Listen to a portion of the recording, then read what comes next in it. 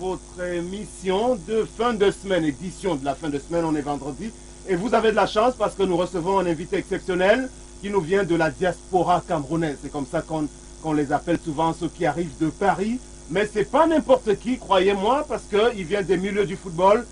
C'est un des Camerounais dont on devrait être fier par rapport à son parcours. Donc on ne va pas s'attarder sur beaucoup de fioritures. On va l'accueillir sans autre forme de procès avant que de rentrer dans le vif du sujet. Monsieur Justin Bambok est entraîneur de football. Il a cheminé longuement dans les arcanes de ce football-là. Il connaît, on va le dire, les méandres et même tous les dédales de ce milieu, même à l'international. Donc il a choisi d'être avec vous pour partager cette édition de fin de semaine. Bienvenue mon frère, bienvenue au pays. Merci beaucoup, merci Séverin. Pour moi d'être parmi vous. J'espère qu'on va passer un très bon moment. Voilà, un très bon moment. Juste pour rappeler qu'au cœur de l'actualité, depuis hier, on en parlait déjà, le tout nouveau président du comité de normalisation, le professeur Joseph Owona, a commencé par faire des siennes en décidant de porter à la tête d'un comité provisoire des dirigeants, on va le dire provisoirement désignés par ses soins, donc à la tête de la Ligue de football professionnel, donc en choisissant de reconduire dans ses fonctions M. Pierre Semengue, le général, et quelques autres personnalités. Des observateurs pensent qu'il s'est planté, on peut le dire, le professeur, parce que ça ne faisait pas partie de ses missions par rapport à ce que la FIFA avait demandé. Aujourd'hui, des présidents de clubs regroupés autour de leur association projettent de boycotter encore les compétitions. S'acheminerait-on donc vers une autre crise du football au Cameroun? Là n'est pas le sujet. Véritablement, on voulait juste vous donner un peu le pouls de cette actualité. Quand vous arrivez au Cameroun et que vous observez que on n'arrive pas à se comprendre sur la gestion du football, quel est votre sentiment?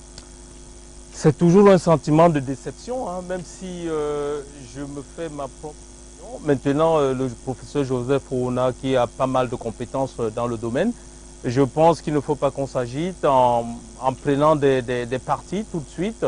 S'il a désigné, n'est-ce pas, de reconduire, s'il a décidé de reconduire l'équipe qui était anciennement là, sûrement il doit avoir des raisons. Moi je pense qu'il faut juger le maçon au pied du mur. C'est vrai que c'est pas vraiment là où on l'attendait aussi. Hein. Oui, mais il a sa stratégie, il a sa philosophie, il a probablement sa feuille de route. Donc donnons-lui le temps, ne tombons pas tout de suite dans la critique ou bien dans l'euphorie de c'est pas l'équipe qu'on attendait. Non, on n'est pas forcément obligé de faire ce que tout le monde attend. Maintenant, donnons-lui le temps, n'est-ce pas, d'aller au bout de son raisonnement, voire de sa philosophie, je pense. Ok, c'est vrai que ça ne faisait pas partie, on va le dire, du menu, mais comme c'est de l'actualité brûlante, on pouvait ne pas vous accueillir avec cette information. Alors, on en revient donc pour faire connaissance. Je vous l'ai dit, madame, monsieur, nous allons y aller directement sur le profil de notre invité aujourd'hui qui va nous dresser lui-même son parcours. Donc, le parcours d'un homme, un amoureux du football. Je crois que vous êtes un véritable passionné depuis vos tout débuts. Je vais même par définition vous dire que je suis le football. Voilà, voilà, je suis le football, je mange football, je parle football depuis ma tendre enfance. En fait, qui est Justin Bambok? Justin Bambok, c'est ce garçon-là qui est né à Bepanda Omnisport, juste en face du stade. Vous comprenez comme quoi le football qui me suit, je l'ai dans les veines. J'ai fait mes études au collège Afet Saker et j'ai terminé au lycée de Kondongo sous la houlette de M. Edzoa avec la génération de défunts Marc-Vivian Foué, Son Baranak et Womelend. Après, j'ai joué dans le Caïman de Douala, Union de Douala, avant de jouer dans le Fogap. Et après, je me suis envolé pour l'Indonésie. En Indonésie, j'ai joué 2 ans. J'ai eu des petits contrats de 3, 4, 5, 6 mois dans les pays respectifs qui sont la Malaisie, Singapour, Chine. Et je me suis retrouvé par après en Grèce, où j'ai joué à LF Sina, deuxième division professionnelle. Après à Chypre, première division, où j'ai joué pendant 2 ans avec un Camerounais que tout le monde doit peut-être connaître parce qu'il a été meilleur buteur du Cameroun, Serge Oni. Voilà, et après je suis reparti en Grèce où j'ai été sollicité. Mais lors de la visite médicale, parce qu'après chaque contrat, il faut, n'est-ce pas, faire une visite médicale, il s'est trouvé que j'avais l'arthrose, une maladie réservée aux personnes très âgées, à partir de la soixantaine. Pourquoi? Parce que nos terrains du Cameroun, qui sont un peu de la latérite, qui ne sont pas couverts. Donc je me suis retrouvé contraint, n'est-ce pas, d'arrêter le football professionnel et à passer dans le concours, n'est-ce pas, de Clairefontaine, qui est le meilleur centre de formation d'entraîneurs de football en France. Donc en clair, pour ce résumé, vous avez eu une carrière pas très flamboyante, mais une carrière tout de même de footballeur déjà, hein, sur le terrain du Cameroun et de l'étranger. Et vous vous êtes adonné à de la formation, à parfaire votre après-football aujourd'hui avec beaucoup de succès. Et vous vous retrouvez tout de suite, parce que ça s'est déjà affiché, dans les rangs du Paris Saint-Germain de France, donc comme recruteur des jeunes. Oui, effectivement, je suis, donc après avoir eu mon concours, c'est-à-dire l'admission, n'est-ce pas, à passer ces diplômes d'entraîneur, j'ai aujourd'hui une double casquette. Non seulement je suis entraîneur de l'équipe d'Antony Football Club qui évolue en DSR, c'est-à-dire division supérieure régionale, mais j'ai une autre casquette qui est celle, n'est-ce pas, de recruteur des jeunes auprès du Paris Saint-Germain. Donc voilà, je mène ma petite vie et je viens d'avoir un concours aussi pour parfaire, n'est-ce pas, mes diplômes d'entraîneur. Je vais retourner pour 6 mois encore passer le diplôme européen de préparateur mental. Alors disons-le tout de suite, les jeunes Africains ont de la chance avec vous de vous avoir pour, on va le dire, arpenter les rangs du Paris Saint-Germain, qui est devenu une grosse écurie aujourd'hui en Europe, dans le monde, on va le dire. Pour parler sérieusement, plus sérieusement, pour parler franchement, c'est pas évident de prendre un très bon joueur ici en Afrique, même si les génies, on ne va pas cracher sur eux. Mais ça sera très difficile parce que après se pose le problème de papier, se pose le problème de l'autorité parentale. C'est un peu compliqué. Généralement, déjà avant l'arrivée des Qataris dans le club? Oui, parce que c'est des contrats de 3 ans qu'on a renouvelables. Alors là, je viens de renouveler encore mon nouveau contrat de 3 ans avec le Paris Saint-Germain. J'avoue que les joueurs africains, moi, mes missions ont toujours été en Europe.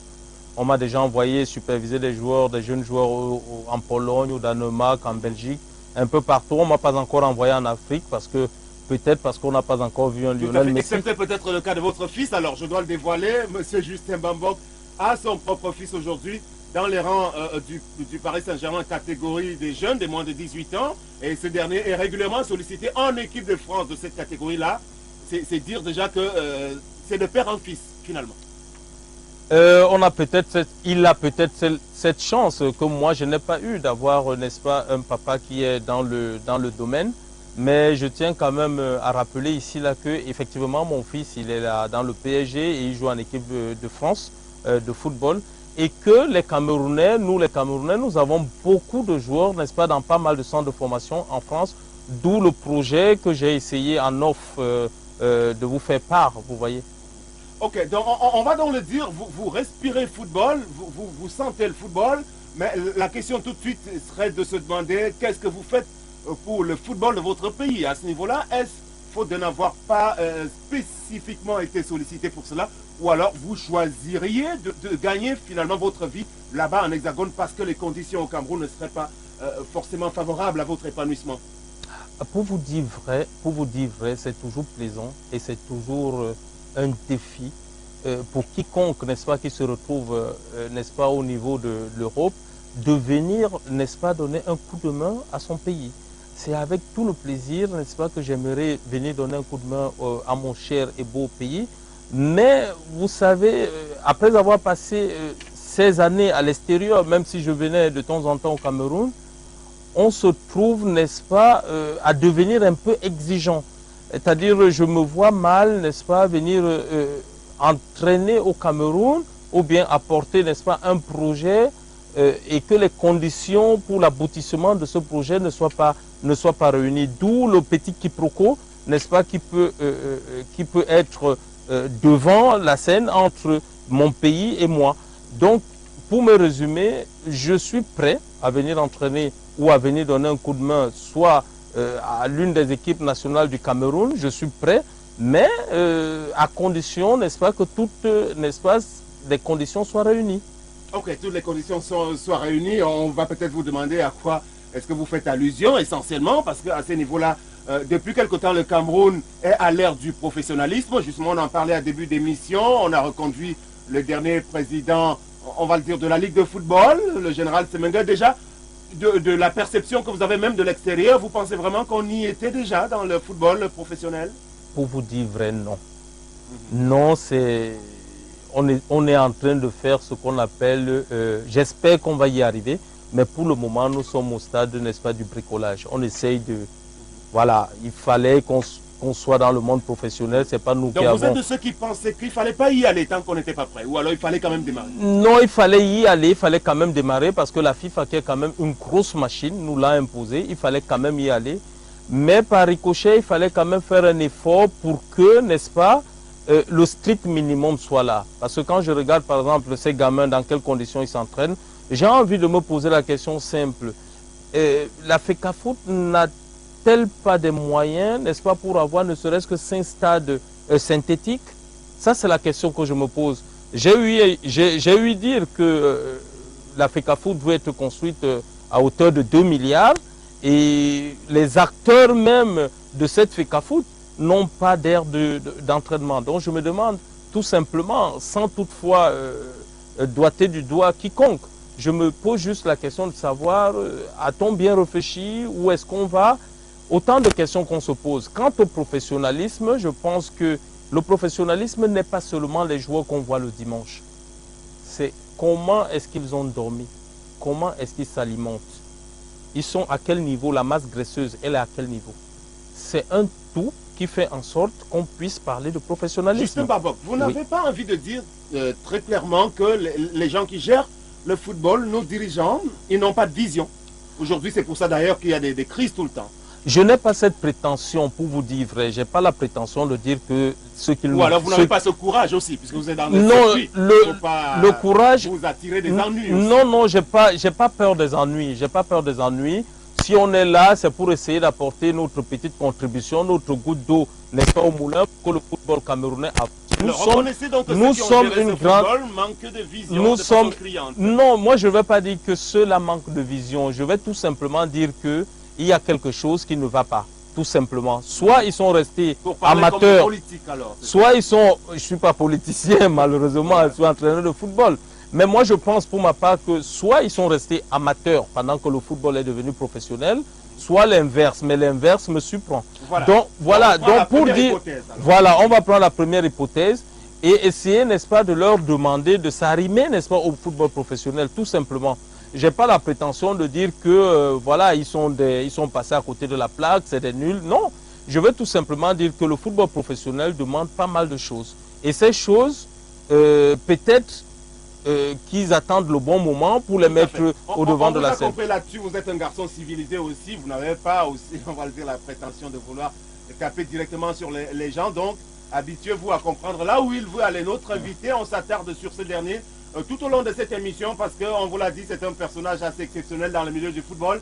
À l'international, au jour d'aujourd'hui, il est dans les rangs de la grosse écurie du Paris Saint-Germain, dont vous savez qu'elle a été prise en main par le Qatar.